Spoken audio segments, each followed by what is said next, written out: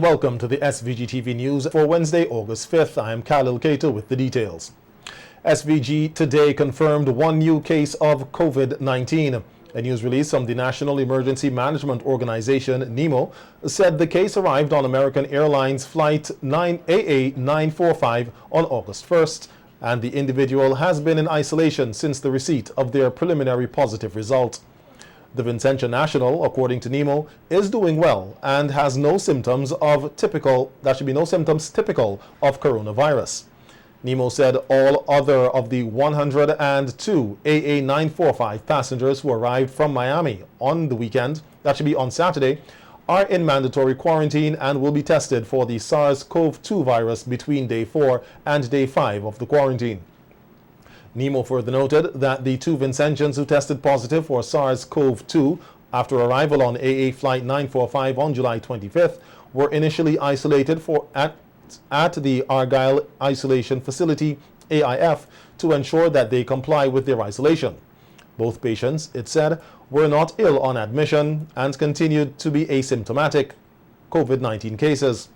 One person has been released from the Argyle Isolation Facility to continue their isolation in their isolation-approved home.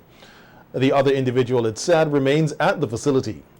One COVID-19 case recovered, as indicated by two negative results of the RT-PCR tests. SVG now has recorded a total of 56 COVID-19 cases, 46 of which have recovered, with 10 active cases now in existence. The public is urged to continue to work with the health and security services to keep St. Vincent and the Grenadines healthy. This, NEMO said, can be achieved once everyone adheres to all quarantine and isolation orders. Veteran journalist and communications specialist Jerry George passed away on Tuesday morning doing what he loved, hosting his early morning program on Facebook Live. News of his death sent shockwaves across the country and the region. Prime Minister Dr. Ralph Gonsalves and Leader of the Opposition Dr. Godwin Friday today expressed condolences to George's family and friends. The two leaders shared their own personal thoughts on George, who was well known in the media locally and regionally. You know, I was taken completely by shock because I always see him as fit and looking after his health, but you know what is said, man proposes and God disposes. You never know. You never know. And of course, Jerry didn't support me or the government. Everybody knows that. But when a man dies, and somebody who has done public work, public service, or even they haven't done public work or public service, you know them, you know, you feel saddened. Jerry's death yesterday hit us, completely out of the blue. I mean, we are alive, so we expected things like this can happen, but it was very, very painful to learn of his death in such sudden, unexpected circumstances. He was a friend of mine. He was somebody I respected tremendously because he always prepared, for conversations with you and spoke from a position of knowledge, not just, guesswork. And I learned to respect his opinions, whether we disagreed or agreed, and we tended to agree more than disagree. And he was always somebody who I respected his opinion, and he was a tremendous person for. Will be missed in St. Vincent and the Grenadines because he has been contributing to so many areas of life. He worked privately, but it was like he was a public figure. Several persons who were close to George spoke to SVG-TV News on how he impacted their lives and SVG on a whole. I'm his neighbor, so we're in constant communication. The last time I spoke to him was on Saturday, Independence Day. Not Independence, Emancipation Day, because he had replayed an interview I did with him in 2017, and he phoned me and we spoke about it and had agreed on a program dealing with the history, with aspects of the history of St. Vincent at least once per month. unfortunately, that's the end of that. I'm responsible for choosing me to do the Digital Rising Stars local show when it was held in St. Vincent, and I just keep reliving that whole experience because he really, we became friends through that process, and he's always been somebody that I could speak to about any issue, just a real Renaissance man and passionate about media and passionate about ensuring that issues were glossed over, So he made such a valuable contribution because of his computer skills and so on. But where I like to mention about Jerry's national pride and national commitment is when Digicel was coming to St. Vincent. He said, you're still in the 9 morning? I said, yes. Yeah. We say, you're running it this year? I said, yes. He said, the people want to meet with you. And I met the manager, who was a Jamaican, a white fella. I think he put in something like $15,000, which was a good contribution because we're getting $4,000 from the banks and so on. And he threw about $15,000 into the sponsorship. And they did not sell a phone in St. Vincent. And it's Jerry's influence. He might have told him about the show. And I could never finish thanking him for it, And he always said, boy, if the people come in, they have to come, they have to show their intention, Yesterday was just another day for George's Early in the Morning program with his guest Beverly Sinclair, a producer of the show who was left on screen for more than an hour before she closed the program without George. Sinclair told SVG-TV News how it all went down on yesterday's program and how she eventually learned of George's passing. As it was planned, and we were actually supposed to do the program together. So when he said he was going to step out of the frame, those will be his last words. I am going to step out of the frame. You go ahead. That's the last thing he said to me. So when he did that, I just continued because I expected that he would soon be back. And then I went through my entire story that he had asked me to share. And then I realized he had to come back. And, I kept queuing for him to come back. And until I actually said, now, where is my host? I think he's actually abandoned me. And I didn't realize that he had abandoned me, although not deliberately, of course, but I didn't know what had happened at that point. So I signed out the program and just left it there. And then after about an hour, when I still didn't hear from him, I contacted his family and they told me that they were actually at the house with the medics, with the police, because this is what had happened. Sinclair said she is not yet sure about the future of the program, but said that there will be a legacy program for the man who was well loved and respected. So the programs, I had a hand in the production, but the heart of the program was him. It's like taking someone's dress and trying to make it look on you the same way it looked on the other person. It just wouldn't happen. Those programs had the personality of Jerry. So his legacy programs will not be the same program. So there will not be a early in the morning with Jerry George like he used to do. At this point, I can't even tell you if there will be an early in the morning, but what I can tell you for sure is that there will be legacy programs to keep the work that he loved and there will be legacy programs for that. According to Sinclair, George was a nationalist who loved SVG and wanted to see it become a better place for all Vincentians. Fueled everything he did in journalism because he always saw and wanted the country to be the best it can be. And that underlined everything he did and said, always wanted more, always wanted the best for St. Vincent. And I'll always remember his passion for that. I'll always remember his love for his family. His family meant everything to him. He would, there is nothing, no holds barred when it came to his family. Members of the RSVG police force are also in mourning with the passing of Police Constable 918 Sean Alfonso Westfield of Camden Park. PC Westfield died on Sunday at the Milton Cato Memorial Hospital.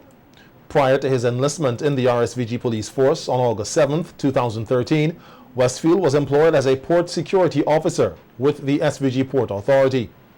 After the management function of the port security was ceded to the RSVG police, Constable Westfield remained at the port with the new title of Port Police Officer. He spent all 7 of his years in the constabulary at the port. PC Westfield, according to his colleagues, was a model police officer with extensive knowledge, training, and experience in port security. Commander of Port Security and Port Facility Security Officer, Superintendent of Police Timothy Hazelwood, described Constable Westfield as a disciplined and dedicated police officer. Constable Westfield received the award for the Most Outstanding Police Officer at the port in 2018. He is the 4th police officer who has died since the beginning of the year. A coroner's inquest is expected to be conducted into the circumstances under which a young man of Georgetown died on the weekend. According to a report from the police, between 2 and 3 a.m. on Saturday, August 1st, a group of police officers were returning from a function when they saw the deceased, June Abbott, who is known to the police, walking along the Langley Park public road. The report said he had what appeared to be a gun in his right hand. The police alighted the vehicle and identified themselves to Abbott and shouted, "Stop and drop your weapon." Abbott did not obey the police's command, but instead turned around and opened fire. The police returned fire and Abbott began to run. Police then gave chase after him. Upon reaching in front of his place of abode, Abbott then turned around again and opened fire at the police. The police returned fire and hit him in his right thigh. Abbott reportedly ran to the back of his house, scaled 2 walls, and escaped from the police. A party of police officers from the Georgetown police station later joined in on the search for him. His body was subsequently found in some bushes approximately 400 yards away from his home. A post-mortem examination will be carried out on the deceased to ascertain the cause of death. In another incident over the holiday weekend, Cameron Hanaway, a 28-year-old of Block 2000 Old Montrose, was killed in a shooting incident at around 8:45 a.m. on Sunday. One man is said to be in police custody assisting with the investigations into the incident. Persons with information that can assist with the investigations of this homicide are asked to contact the Assistant Commissioner of Police, ACP, in charge of crime at 456-1339, the Major Crimes Unit at 457-1211, or any police officer or station that you're comfortable with. All information, the police say, will be dealt with confidentially. In other news, SVG and other Anglophone Caribbean nations on Saturday commemorated Emancipation Day, marking the abolition of slavery in the British Empire and the abolition of apprenticeship, a system which forced formerly enslaved people to continue to work uncompensated for their former masters. On SVG-TV's Viewpoint program, the discussion was centered on the progress of people over the years from slavery to emancipation.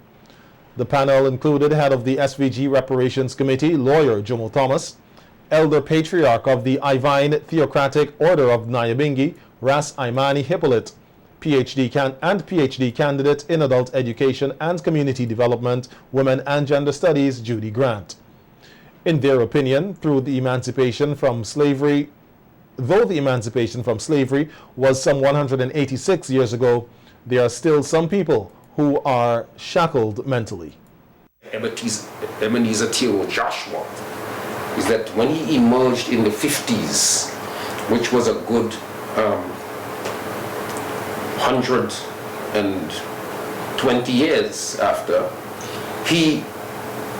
black people were in such a condition that his most important legacy to St. Vincent and the Vincentian people, particularly the black masses, was to tell us that we were somebody. Up until that, we were on the plantations and suffering the oppression.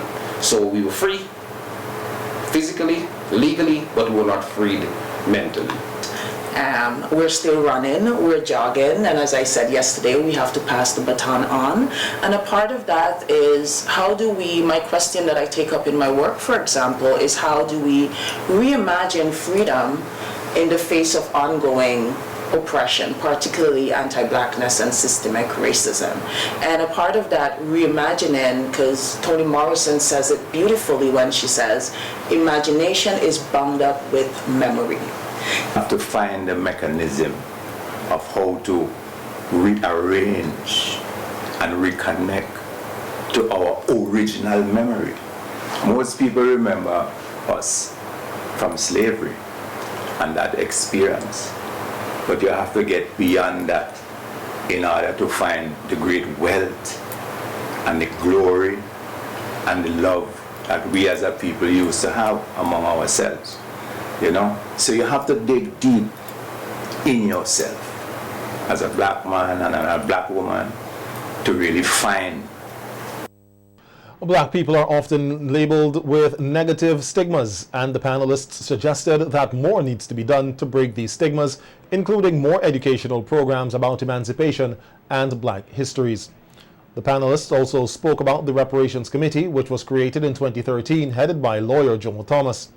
The committee was set up to provide reparatory justice for slavery and genocides, and Thomas provided an update on how the Reparations Committee has progressed over the years. It was to all of CARICOM decided that we're going to fight for reparations, we're going to engage the former enslavers, going to write letters, because we thought that we don't want to have a confrontational approach, because we know at this juncture that reparations is fundamentally a struggle for power. And we also know that at this juncture, in 2013, even today, we don't have the critical mass. We are not, the locus of power is not located in the Caribbean. So the idea was to have a conversational approach. Clearly the British, clearly the other European powers have said, we are not interested in no developmental conversation with you. We are willing to express regret for what happened. But we want you to know that in those days, it was legal. It was legal. The annual summer road cleaning program is scheduled to begin tomorrow. The initiative, spearheaded by BRADZA, will see the temporary employment of over 5,000 persons island-wide. This will include 395 gangs and 892 cleaners, who will be responsible for the cutting of trees and cleaning of roads in all 15 constituencies over the next 2 weeks. BRADZA says that contracts will be also given to over 150 truckers and conductors. The program is being done at an estimated cost of 2.5 million EC dollars. Motorists and pedestrians are asked to take the necessary precautions during this period. Public access to Spring Top View in Bequia has to remain accessible to all. That's the position of opposition leader and MP for the Northern Grenadines, Dr. Godwin Friday, who visited the area over the holiday weekend. Dr. Friday said the residents have been climbing the Spring Top for one of the highest points in Bequia for generations, and they should not be prevented from doing so. The opposition leader said he is confident that the issue will be resolved amicably. Accessible spot for everybody to come and enjoy, because it's such a special location in Bequia, and you know, for many years people have been coming here before the development was done and relaxing and enjoying the view, and it's always been, you know, a place that people have shared and without interference to any of the community around here, and that's how it has to continue to be. And I'm glad to see that, you know, despite the problems that have arisen and the anguish and animosity that has been generated, that the matter will be resolved in a way that will benefit the community in Bequia, everybody, and the people who are living here in Spring. And it has always been intended that this area would be available to the public, so that it would be something that you could enjoy in a respectful and you know, community-friendly way. Dr. Friday said the two investors, who are expatriates, have done a good job at developing the Spring area and must be recognized for their contributions. However, he said that residents must also benefit from any development taking place in the area. I think it was done, even not all of it, was done privately by Mr. Kurt Meyer, who is a property owner up here, and it has been developed for the benefit of the community. And the original owners of the Spring land, my understanding is that they had intended for this to be so, and the Spring association, the Spring Owners Association that took over, that was the intention. It would be available to the public, and the plan going forward is that it will continue to be so. That's certainly my intention, to ensure that it is, because it's such a beautiful spot. It should be one that, you know, that everybody should be able to enjoy. It would be a shame for it not to be accessible to everybody. And look at this over here. You can see the mainland at St. Vincent. You could look all the way down to the Grenadines, but it's not a very clear day today. But if you were over on this point over here. Some members of the public got the opportunity on Friday to learn more about substance abuse, addictions, and the advances made towards the development of SVG's medicinal cannabis industry at an exhibition hosted by the Medical Cannabis Authority at the Ministry of Health car park. CEO of the Cannabis Authority, Dr. Gerald Thompson, said the exhibition is one of several planned activities targeting the youth about the dangers of substance abuse. Talk about substance abuse, and part of our mandate is to make sure that youth are not caught in a whole abuse cycle. Now, the displays we have on substance abuse are not so much strictly about cannabis, they're also about alcohol, they're about cocaine, they're about prescription medication, which is probably the fastest growing type of substance abuse. There's also a thing about shopping abuse and gaming addiction and food addiction, food, sugar, and we have big problems in relation to that. But we are going to be doing that. We'll be doing things online, but it's going to be meaningful in that we reach out to schools, meeting young people in their personal space and getting feedback from them. I think that is the best way of doing it. There's a lot of stuff online already, but we actually going to be meeting them and answering their questions that they may not be able to have answered online. Giving an update on patient access to medicinal cannabis was Dr. Jason Young, attached to the Cannabis Authority. He said the program has been going well thus far. And we started to receive applications from medical doctors in terms of being authorized to prescribe. Pharmacists are applying for licenses to dispense, and we are in the process of setting up the various monitoring systems to make sure that medicinal cannabis is not diverted to the illicit market. Right? So the patient access, essentially, it's about making sure that patients who need medicinal cannabis and who can benefit from medicinal cannabis have access to it, while it's not possible to divert the medicinal cannabis to the illicit market. Right? So if people have any questions at all, come on down to the exhibition. We will be glad to answer all of your questions and set any misconceptions straight about the industry straight. But the industry is going along quite a pace. We have footage of various farms that have been set up, and I think people will be very pleased to come down and see the slides and the footage and everything and the progress of the industry. Dr. Young highlighted the process a person must follow to have access to medicinal cannabis. Well, how it works, how it's set up to work. Patient goes to see the doctor, right? There are about 20 or so qualifying conditions for which we can prescribe medicinal cannabis itself.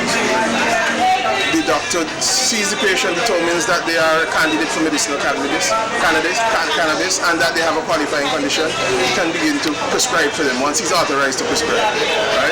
And he will fill out the necessary paperwork, make sure that they have an identification card that identifies them as being authorized to have medicinal cannabis, and they can take all of the paperwork to the pharmacy, and the pharmacy will fill their prescription. Right? Because so it must be made clear that while medicinal cannabis is authorized in St. Vincent for patient use, outside of authorized patients, using medicinal cannabis is still illegal. It's still an offense. As the COVID-19 pandemic continues to affect the productive sector, including businesses locally, regionally, and internationally, one local initiative is showing a light of hope for some small businesses. This is a farmers market hosted at the Paradise Beach Hotel to provide small business operators with the opportunity to showcase their products and services. Owner and manager of Paradise Beach Hotel, Kim Halbish, says the second farmers market was larger than the first. Same concept, but we have different vendors, different persons being able to showcase their goods. We have handbags, fruit, vegetables, we even have birds. We have pastries, cakes. It's fabulous, but it's different people. It's more and more persons, and that's what we're hoping to do, rotate it, so it's just not the same every month, and give others a chance to showcase what they have at a reasonable price. So far it's been going really well. Weather's held up and all good so far. Well, we have people already booked for the next one, and we've had 3 farmers produce, and this one is even more than the last one. So we have a farmer doing just watermelon and cucumbers, and then the lady that did the provision and vegetables last time, she is doing much more again. And then we have persons with plants and trees and miniature trees and succulents, and it's growing. It's a good event, I think. Halbish, who also served as president of the SVG Hotel and Tourism Association, said efforts are being made to ensure the sustainability of the market. Everything is new. Everybody flocked in to see what it's like. But I have learned over the years in business that you have to stick with it, even if it's not as, it may go down, but I'm sure it will just grow from strength to strength. And what we're doing is that we're not charging a lot to take part, so it's affordable and it's a day out, and also I think it's sustainable if it's not too expensive, and so people are really enjoying it. And what we're doing most of all is trying to get the word out on let the vendors market for us, let the people who come and visit market for us. So we set up a network of Incentives who love the farmers market and promote the farmers market at Paradise Beach Hotel.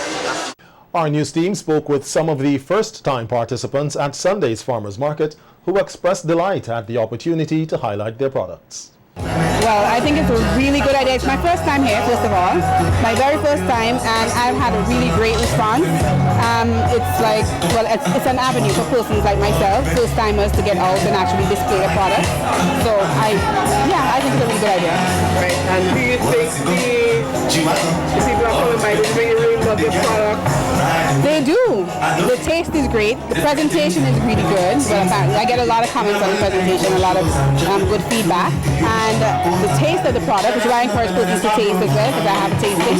So, they like it, they buy it, we're good. All right, and will you return if there's another one? I will definitely be returned. Yes, I've had a really good response, so I will definitely want to come back. I'm hoping that as we have an influx of more hotels, things like this is going to be more prevalent. Or we might find some other hotels decide to do something like this, or somebody else decide to do something like this. It's good to have Paradise in doing this and exposing the farmers, bringing the farmers out, so everybody can meet the farmers, see what they have. Because sometimes you go to the supermarket, but you really don't know where your stuff is coming from. So it's good to sometimes come and see exactly where your stuff is coming from. Meet that individual that your stuff is okay, all right. So I know, I can trace where I got my stuff from. I know, this is organic or this is not or whatever. So this is a very, very good, very, very, very good thing. Grown hydroponic cucumbers, and then we have tomatoes, but they're all finished. We have some 5 fingers, we have papaya, we have a lot of flowers, and I also have my birds. Love bird, cockatiels, and bougies. Yes, I think so. It was very satisfying. A lot of sales, they're almost finished. And I think it's worth the wine. I'll come back next time. Well, yes, definitely. I find a lot